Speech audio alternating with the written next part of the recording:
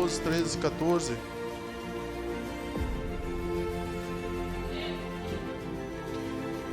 Exultai e alegrai-vos, porque é grande o vosso galardão nos céus,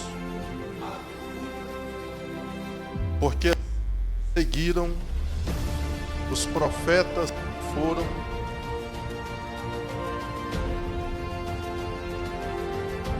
que foram antes de você. Glória a Deus.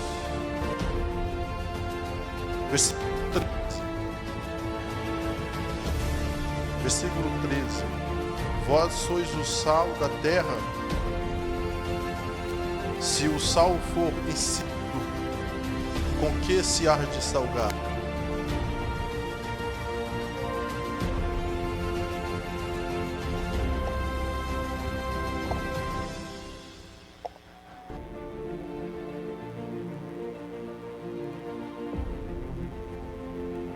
Para nada mais presta senão para se lançar fora e ser pisado pelos homens. Versículo 14. Vós sois a luz do mundo. Não se pode esconder uma cidade edificada sobre um monte. Amém? Esse versículo 5 aqui, esse capítulo 5, ele inicia da forma que eu mais acho bonito. Todas as passagens na Bíblia são bonitas, são boas, são aproveitosas. Mas este versículo 5, ele inicia de uma forma mais linda que eu acho. Se você vê no versículo 1 aí, vai dizer assim: Jesus, vendo a multidão, subiu a um monte e, assentando-se, aproximaram-se dele. Olha aí, aproximaram-se dele os seus discípulos. Isso aqui eu acho muito lindo. O interesse em aprender, o interesse em estar perto de Jesus, o interesse em fazer a vontade dele.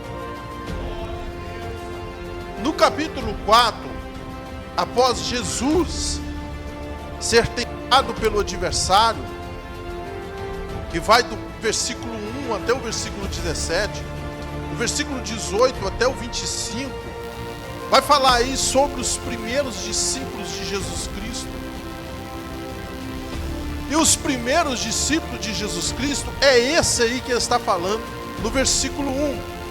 Porque após Jesus Cristo, aí no capítulo 4, do versículo 18 adiante, lá no versículo 23, vai falar que Jesus percorreu toda a Galileia, ensinando na sinagoga, pregando o evangelho do reino, curando todas as enfermidades, todos os enfermos, a molestia entre os povos. A sua fama correu por toda a Síria. Então, a base que Jesus foi pregando o evangelho, e curando e libertando os oprimidos e curando os enfermos, a notícia se espalhou por toda a Síria. A multidão começou a cercar Jesus. Começou a cercar Jesus. Por isso que no versículo 1 do capítulo 5 vai dizer: e Jesus, vendo a multidão, subiu ao monte.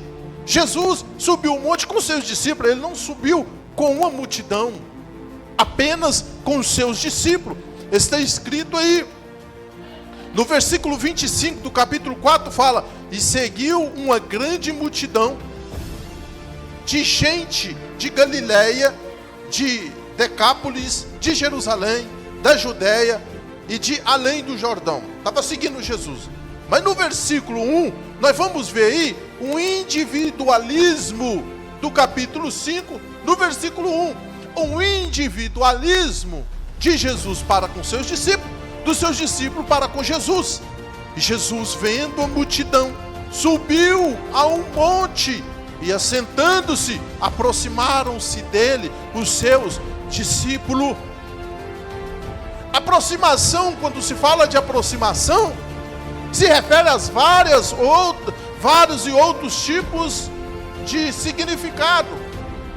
Interesse, querer estar perto, querer seguir, acompanhar, ouvir o que tem para dizer. São várias coisas. Aí no versículo 2 vai falar: e abrindo a sua boca os ensinava dizendo. Eu não vou falar tudo o que ele ensinou, porque são muita quantidade de coisa que ele ensinou, que é o sermão da montanha, que vai começar no versículo 3 e vai até o versículo 16.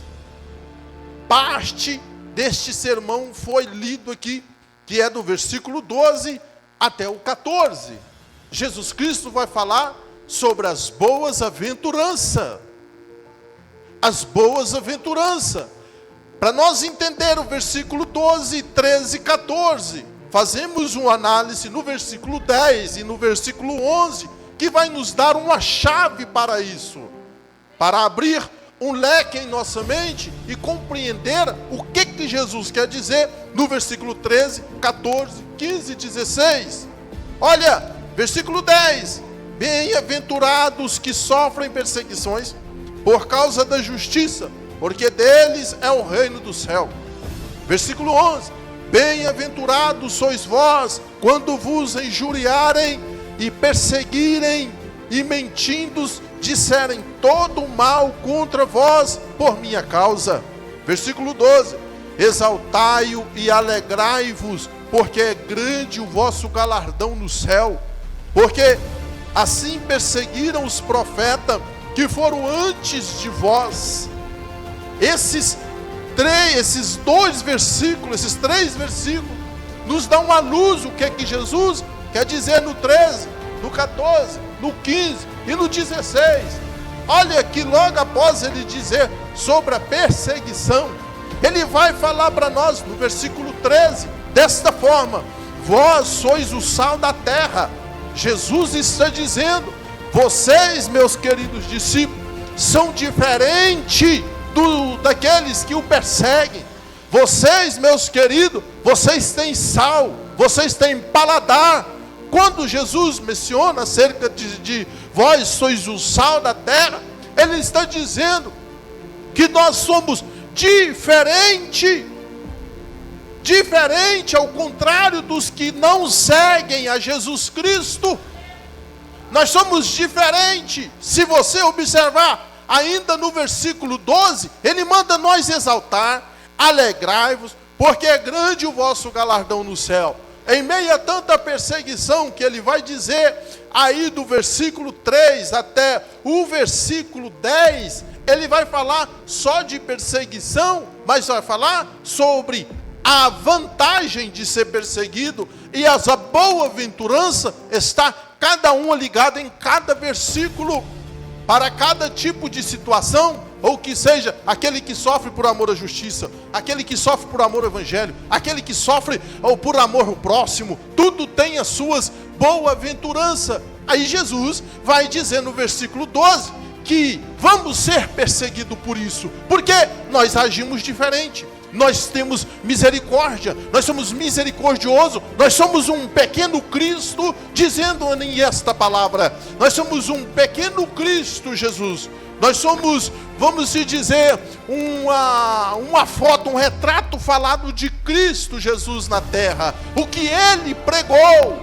como disse Paulo, o que eu aprendi com o Senhor, eu vos ensinei. Paulo está dizendo, eu estou sendo para vocês o que Cristo foi comigo e com os demais discípulos. Por isso que Jesus disse, vós exaltai e alegrai-vos, porque é grande o vosso galardão no céu. Porque assim perseguiram os profetas que foram antes de vós. Se você fizer uma análise na vida dos profetas do Velho Testamento, você vai ver que os profetas não se inflamaram com idolatria. Você vai ver que os profetas não se inflamaram na prostituição. Você vai ver que os profetas não se inflamaram no adultério, não se inflamaram no mundanismo. Muito pelo contrário, fugiu de todo. Por que fugiu de tudo? Foi perseguido. Da mesma forma somos nós. Aí Jesus vai dizer: vós sois o sal da terra. Vocês é diferente.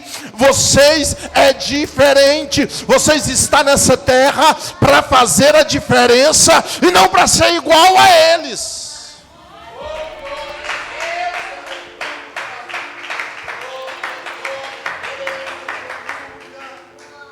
Preste atenção na próxima frase, no versículo 13.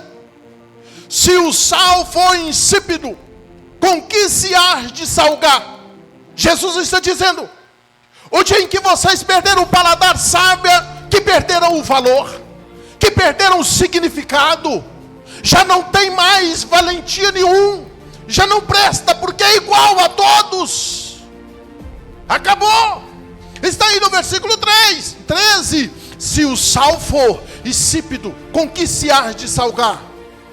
Você já parou para analisar aleluia, como está o seu tempero aqui na terra?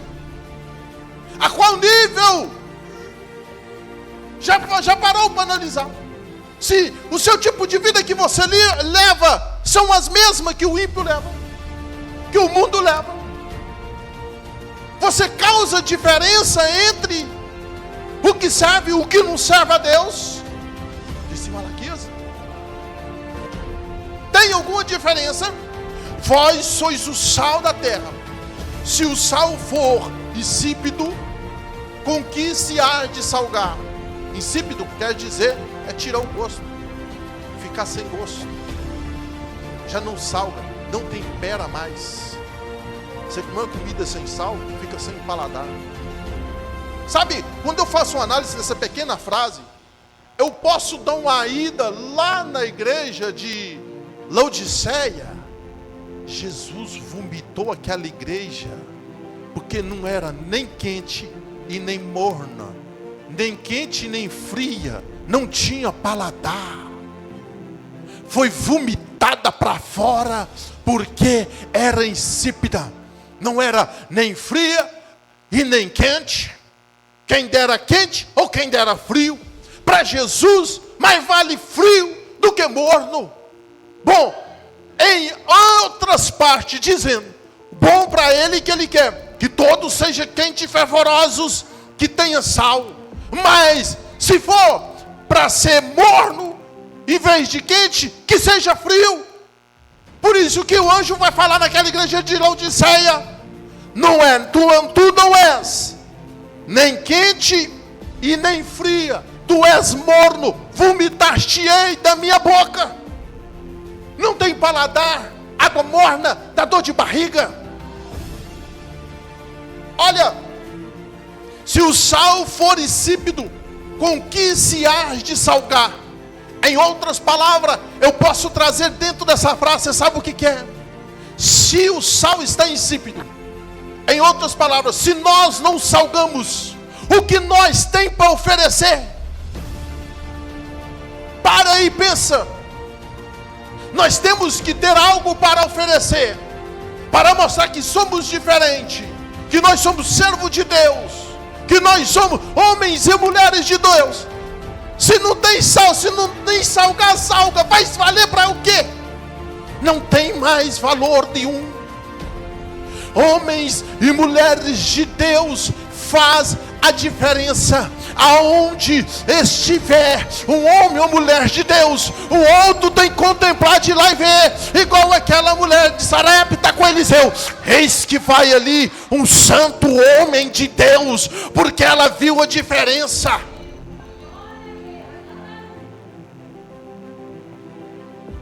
O crente sem o sal, ele perde o seu valor. Olha, ainda no versículo 13: se o sal for insípido, com que se há de salgar? Jesus faz uma pergunta para os seus discípulos. A próxima frase no versículo 13: para nada mais presta senão para se lançar fora e ser pisado. Jesus está dizendo, perdeu todo o valor. Já parou para pensar? Você lá na sua casa vai lá e compra um tempero, chega lá, você vai temperar a comida, quando você vai comer não tem tempero. Você vai temperar a comida com sal, você põe sal, o sal não tempera. Para que o sal vai valer para você? Não vale nada. Da mesma forma somos nós na presença de Deus. Nós temos que incomodar. Vou falar para vocês, quando eu falo incomodar, porque se você observar no versículo 14, Jesus vai falar sobre a luz. A luz incomoda as trevas. Se nós somos servos de Deus, nós não estamos incomodando, alguma coisa está errada, porque não há amizade da luz com as trevas, nem com as trevas com a luz. Se está havendo esse tipo de coisa, alguma coisa está acontecendo. Que tipo, já parou para pensar, que tipo de sal é você? Você já fez uma análise nisso? Que Jesus está comparando nós com sal. Está comparando com os seus discípulos. E isso aqui é uma intimidade profunda dos seus discípulos com Jesus Cristo. Porque Jesus afastou para os montes, para ensinar os seus discípulos. Está aí no versículo 1 do capítulo 5. É uma intimidade. Os seus discípulos estão aprendendo cara a cara com o mestre, com o rabi, com o rei dos reis e senhor dos senhores. Jesus está passando para os seus discípulos aquilo, o mandamento do reino. Evangelho quer dizer mandamento do reino do céu. Ou seja, as ordenanças de lá do céu, Jesus trouxe para a terra e está ensinando os seus discípulos como é que se deve fazer, o que é que tem que fazer, como deve fazer. Para nada mais presta senão para se lançar fora e ser pisado pelos homens. Quando eu faço a observação dessa última frase do versículo 13, para ser lançado fora, esse lançado fora tem vários significados, meu querido. Se Jesus está ensinando os seus discípulos, presta atenção, tamanho da importância de seguir. Se Jesus está pregando para os seus discípulos, ele está dizendo: se vocês forem insípidos, vocês não valem para mais nada, a não ser para ser lançado fora. Fora da onde? Das imaginação. Fora da onde? Fora do reino? Fora da salvação? Fora, pegar aqui e jogar fora. Já não presta mais. Entende como é que é as coisas? Jesus Cristo, Ele nos ama. Ele é amor, mas também é fogo consumidor. Deus é amor, mas fez um inferno, lago de fogo, e está preparado para alguém. Eu não quero para mim. Eu quero ir morar na Nova Jerusalém e ceiar com Jesus na glória. Se para nada mais presta. Não, essa última frase, a próxima, depois da pergunta que ele faz no versículo 13 para os seus discípulos, é tão forte que ele fala com muita certeza. Preste atenção: para nada mais presta. Nada. Quando ele colocou o nada, quer dizer que já não tem mais significado, não tem recurso. Nada mais presta. Para quê? Se não para o quê? Olha aí, se não para ser lançado fora e ser pisado pelos homens. Você já observou que uma pessoa da presença de Deus, quando desvia da presença de Deus, ela sofre muito com o julgamento do povo lá fora? Você sabe que nem sempre não é só os ímpios, mas também muitos crentes. E o culpado não é nenhum deles, nem da de fora e nem o da igreja. O culpado é nós mesmos. Nós estávamos no caminho certo e saiu. Nós tínhamos paladar, nós tínhamos sal, nós era salgado. Uma vez um irmão, um abençoado, pregou uma palavra lá, aí saiu um visitante dentro da igreja lá onde eu congregava, falando toda a altura: não vou vir nessa igreja não, porque essa igreja aqui é muito salgado. Eu falei: sal é para salgar mesmo, né, querido? Sal é para salgar mesmo. Sal tem 1001 utilidades, talvez até 2001 utilidades. Com sal cura couro de boi, com sal cura couro de cavalo, com sal cura couro de búfalo, couro de zebra. Sal usa para tudo enquanto há. Com sal evita da varejeira. Você temperou uma carne, varejeira não posa nela. Com sal você faz como é que chama as carnes de sol lá, para não dar bicho. Faz defumada, tudo com sal. sal. Mas enfim. Então o sal serve para centenas de dezenas de milhares de coisas. Põe tempero nas coisas. Já parou para pensar se comer arroz com feijão todo dia?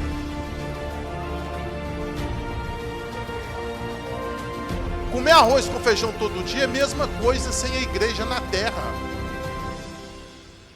Sempre vai haver um por aí jogando sal lá fora, pregando um salzinho. Se tirar a igreja da terra, para e pensa, vai haver algum protesto contra o pecado? Não vai haver. Mas a igreja está aqui fazendo o papel dela, o que Jesus ensinou os seus discípulos a fazer. A diferença. Irmãos,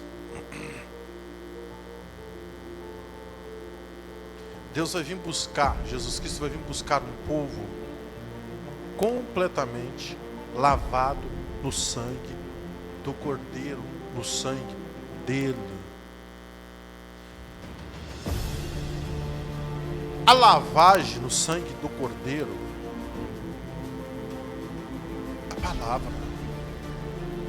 a palavra ela tira de nós tudo aquilo que desagrada a Ele. Nós temos que andar em conformidade à palavra de Deus.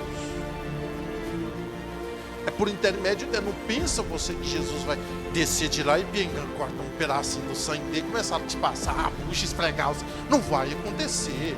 Ele já derramou o sangue dele lá na cruz para fazer cumprir a sua palavra, a lei aqui na terra. E com isso trouxe o mais precioso, que é o evangelho do reino do céu, para nós ensinar o que devemos fazer. Então tudo vai por intermédio da palavra. Se você está pregando exortação, é porque alguma coisa precisa ser tirada. Você está lavando. Correção, alguma coisa precisa ser tirada. Você está lavando. Mas não pensa você que Jesus vai chegar de lá, eu vou tirar isso que você precisa ser feito, eu vou tirar de você. Vem cá, Jack. Não. Jesus vai fazer isso. Você tem que ouvir a palavra e ter consciência dos seus erros, dos seus atos e mudar. Mas não. Se a palavra está falando, eu tenho que obedecer. É isso. A Bíblia fala, nem por força, nem por violência. Aquele que quiser vir após mim, renuncie a si mesmo, toma sua cruz e siga-me.